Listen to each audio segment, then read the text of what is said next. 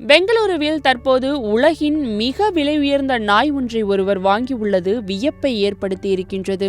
சதீஷ் என்ற பெங்களூரு தொழிலதிபர் ஒகாமி என்ற புல்டாக் நாயை 50 கோடி ரூபாய்க்கு வாங்கியுள்ளார். இந்த நாய் ஒரு அரிய வகை கலப்பு வகை நாயாகும். இதில் காங்கேஷியன் ஷெப்பர்ட் மற்றும் எருது இரண்டையும் சேர்த்த கலவையாக உள்ளது.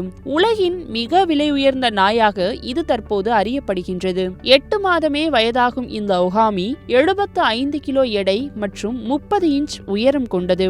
அதன் உடல் கட்டமைப்பு மற்றும் வலிமை மிகவும் அசாதாரணமாக உள்ளது.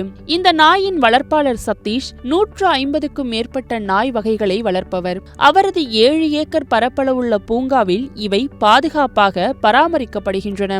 சதீஷ் நாய்களை பல்வேறு நிகழ்ச்சிகளிலும் காட்சிப்படுத்தி அதிக வருமானம் பெற்று வருகின்றார். இந்த நாய் மொத்தமாக ஒரு காட்டு பிராணி மற்றும் ஒரு பழைய நாயின் கலவையாக இருப்பதனால் அதன் பராமரிப்பும் பாதுகாப்பும் சிறந்த முறையில் நடைபெற வேண்டும். ஒகாமி 3 கிலோ கச்சா இறைச்சி மற்றும் பல சத்தான உணவுகளை தினசரி உணவாக கொள்கின்றது.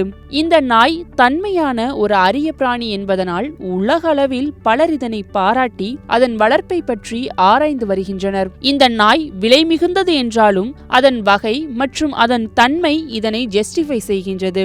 50 கோடி ரூபாய் விலையுடன் இந்த நாய் உலகின் மிக விலை உயர்ந்த நாயாக மாறியுள்ளது.